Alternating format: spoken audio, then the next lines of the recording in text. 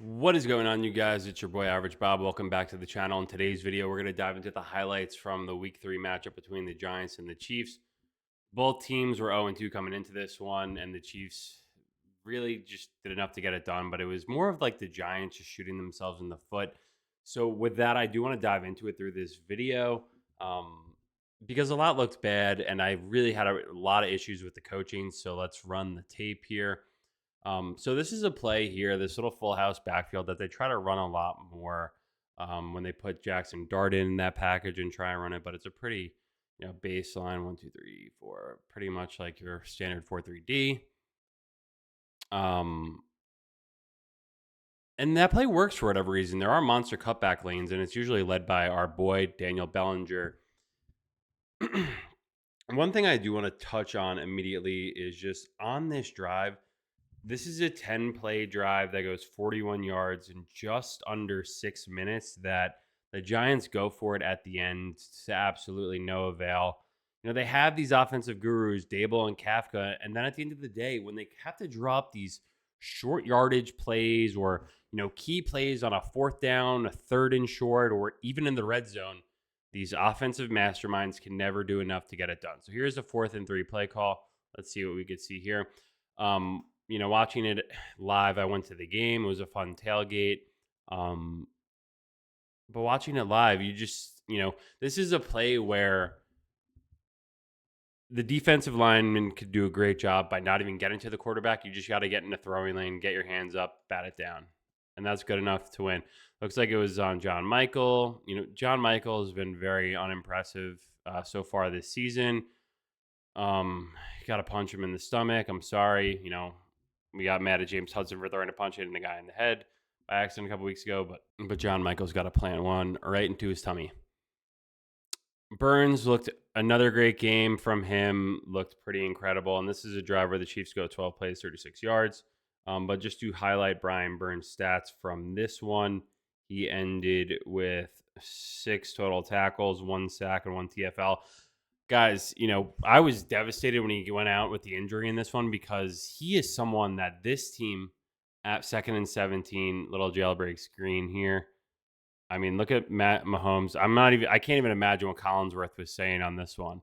But again, 2nd and 17, the Chiefs are never out of it, right? This is what good coaches do. They figure out plays and Mahomes scores on a touchdown later in this game where he's looking at it. He makes it look like he's doing all of his reads, even though it kind of looks like it's based on a design. So he wants to move people with his eyes, right? This is something Daniel Jones looks to be doing now, but never did this at any point in his tenure with the Giants. But look where Mahomes looking. He's looking here. The play call is put your hands up in the air, say, I want it. And you're just drawing guys' eyes away and their bodies move too. 2nd and 17, you got a real big chunk back. And you get the first down. Yeah, I can't even imagine what Collinsworth was saying after that one. He was probably nauseating to listen to. But I will say, going to a game live, and I will say, there's been some hatred for Drew Phillips for the pass interference and Daboll. People are really hating on them.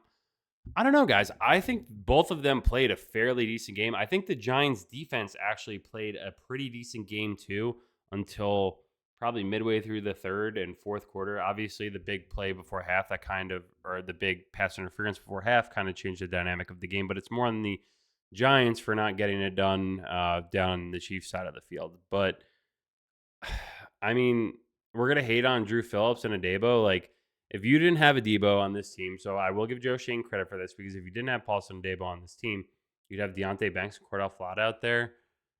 I mean, what do you guys really want, I thought he missed it too live when it doinked because it looked like it came back in the same direction. Theo Johnson going in motion there. I mean, Tracy went down with the injury, but you have 8 throws to receptions by running backs in this one for almost 70 yards. I mean, Daboll and Kafka, these guys are supposed to be offensive gurus. You don't get number 1 involved. 17, Wan'Dale Robinson falls off the face of the earth with only 4 targets after like 100. His best game as a Giant last week. Obviously, we have to take that Cowboys game with a complete grain of salt at this point because of how porous that Cowboys secondary is.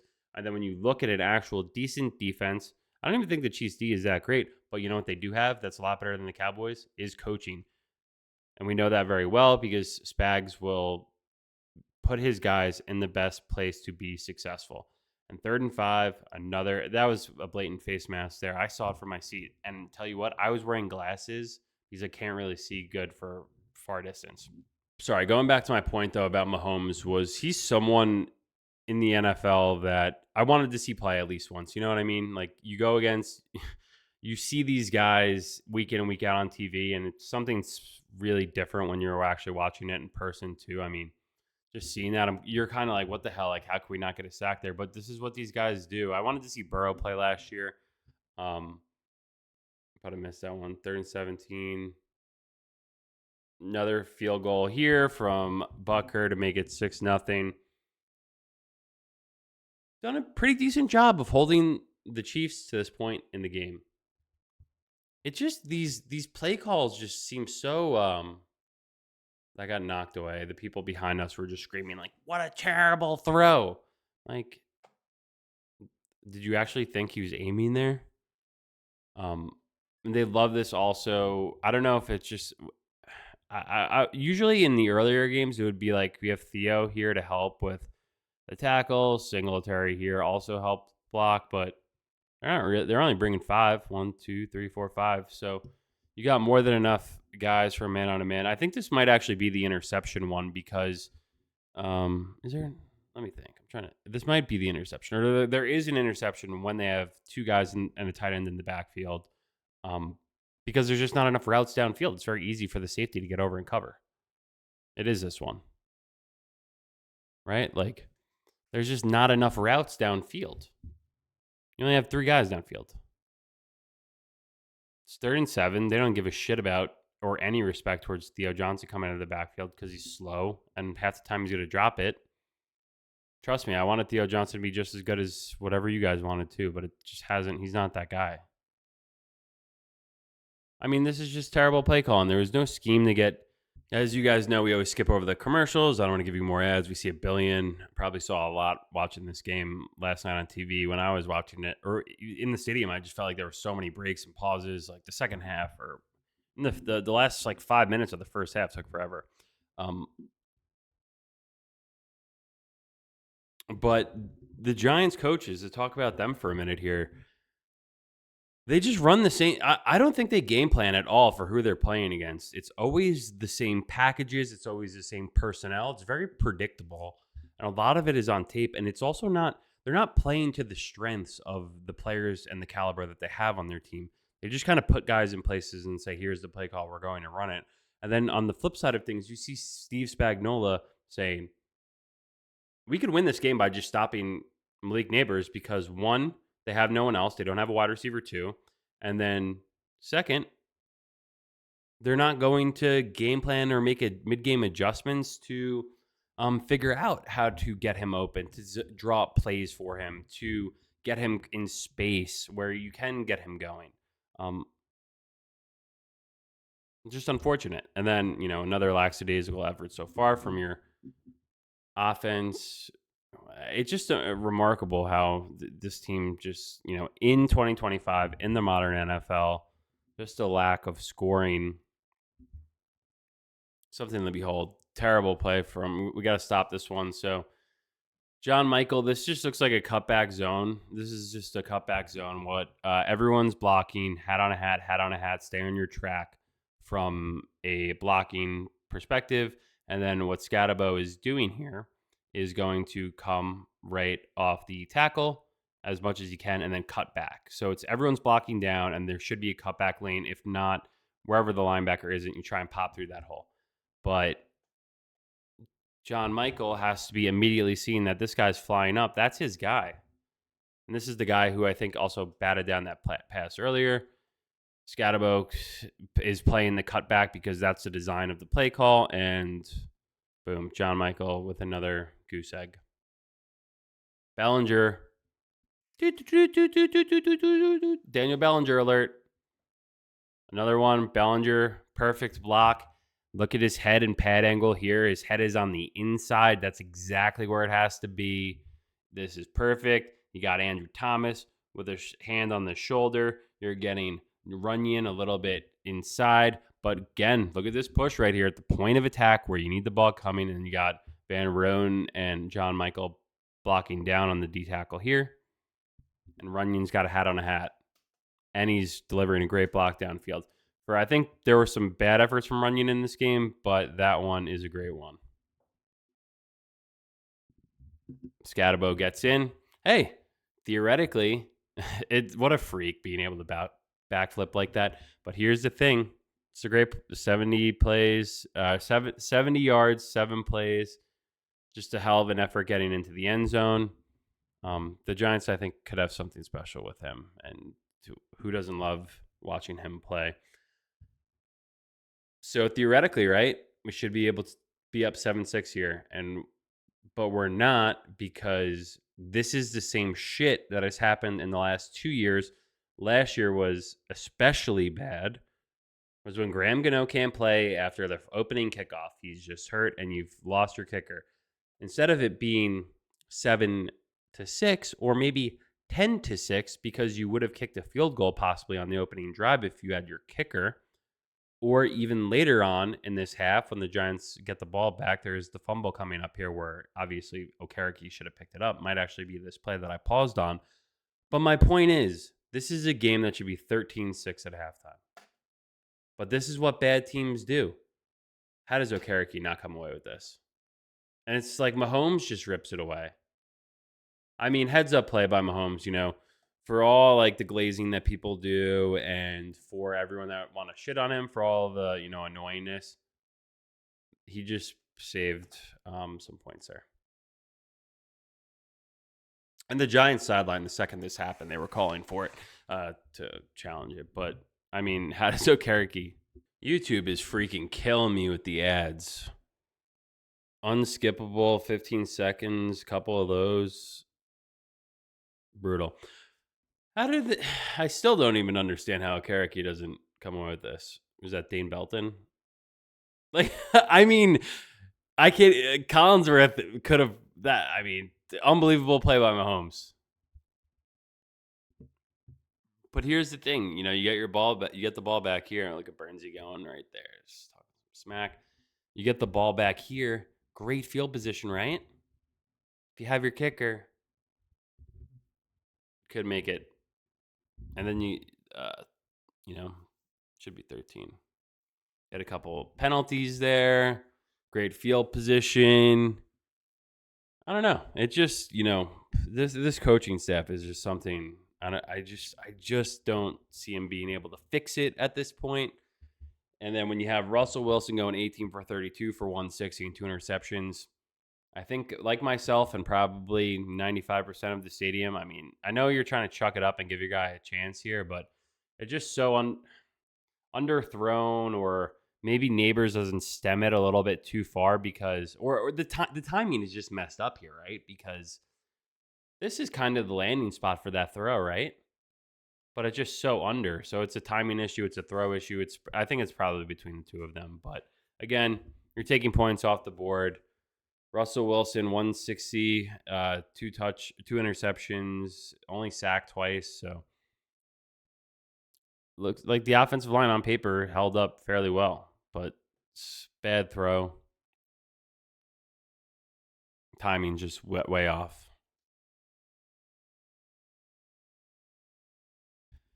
Everyone was booing. The boo birds are out. But surely Patrick Mahomes and the Chiefs can't go all the way down the field in 40 seconds.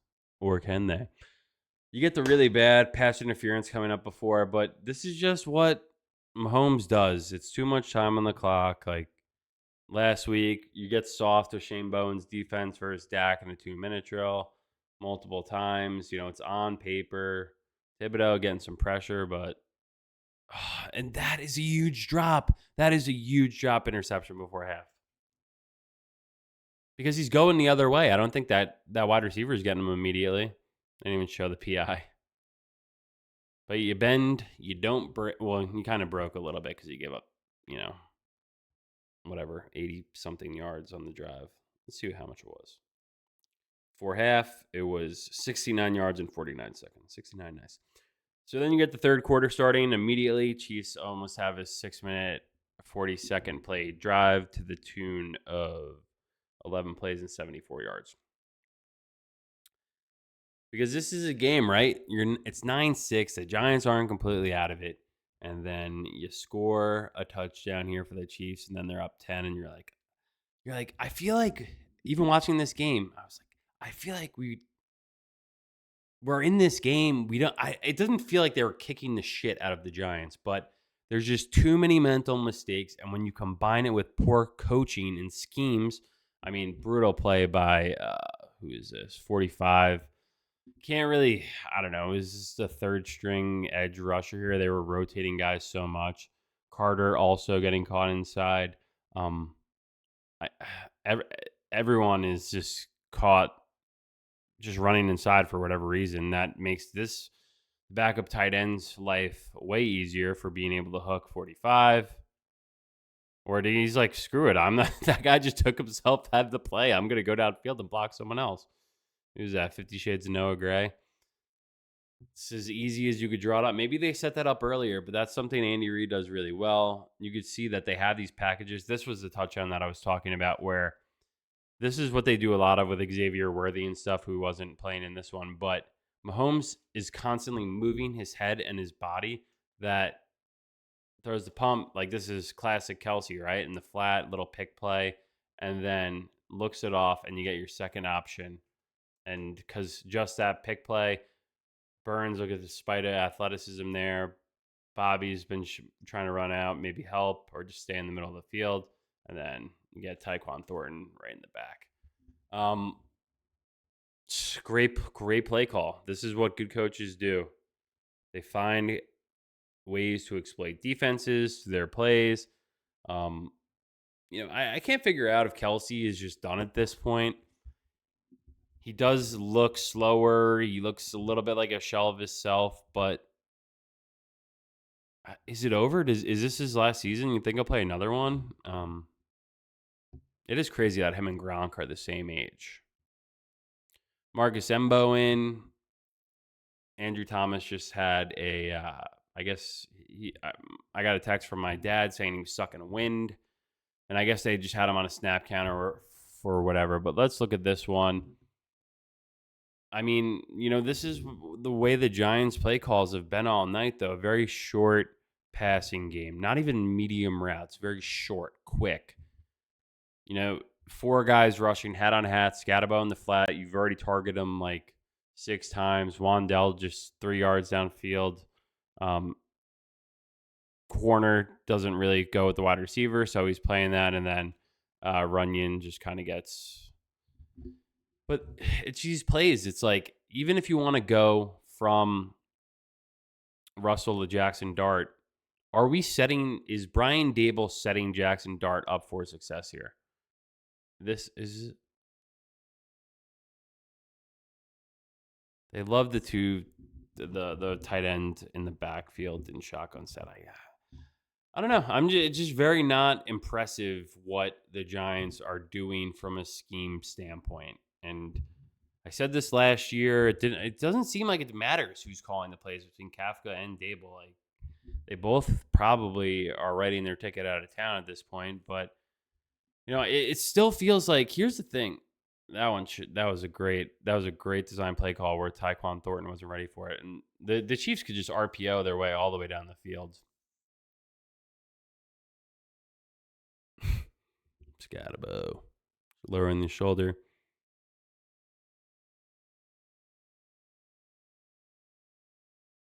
Little tight end bubble, pushing the pile a little bit.